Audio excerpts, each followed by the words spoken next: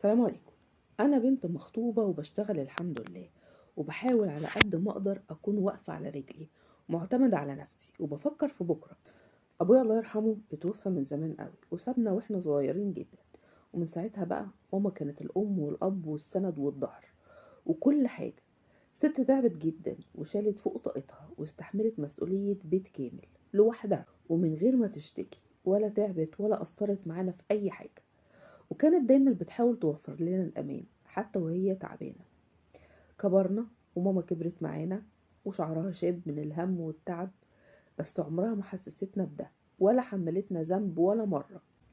أنا بقى كبرت واشتغلت وحسيت إن ده أقل واجب عليا إني أساعدها. أنا خصصت جزء من مرتبي يكون للبيت، مش فضل مني، لأ ده حقها عليا. فقررت بقى إن أنا أقسم مرتبي نصه للبيت مع ماما ونص أجهز بيه نفسي وأحوش وأمن نفسي لأي ظرف.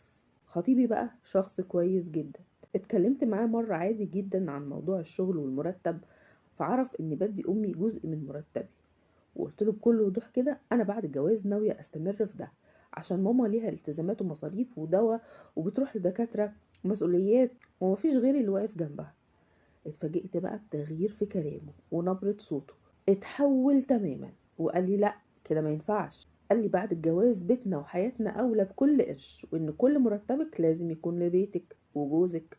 حاولت اشرح له بقى بهدوء ان دي مش رفاهيه، وان ماما فعلا معتمده عليا، وان انا اللي بعمله ده عمره ما هيأثر بالسلب على بيتنا ولا التزاماتنا. قلت له انا ما بطلبش منك ان انت اللي تصرف على امي، انا بصرف على امي من فلوسي انا. من ساعتها بقى انا حاسه بخنقه مش طبيعيه، وحاسه ان انا محطوطه بين اختيارين اصعب من بعض: يا امي اللي ضحت بعمرها عشاني، يا شريك حياتي اللي المفروض يبقى فاهم ظروفي كويس جدا ويساعدني على ده. انا مش رافضه ان انا اشارك في بيتي، بالعكس، ولا ادي كل اللي اقدر عليه، بس برضو امي ليها عليا حق. مش قادره اتخيل ان انا الاقي امي محتاجالي واسيبها، مش قادره ابص في عينيها واقولها خلاص ملكيش حاجه عندي بعد كده. انا دلوقتي خايفه اظلم نفسي وخايفه اظلم امي، وخايفه ادخل جوه جوازه من البدايه فيها شد وجذب على حاجه بالنسبه لي مبدأ مش قابل للتفاوض. يا بنتي هما كلمتين ورد غطاهم.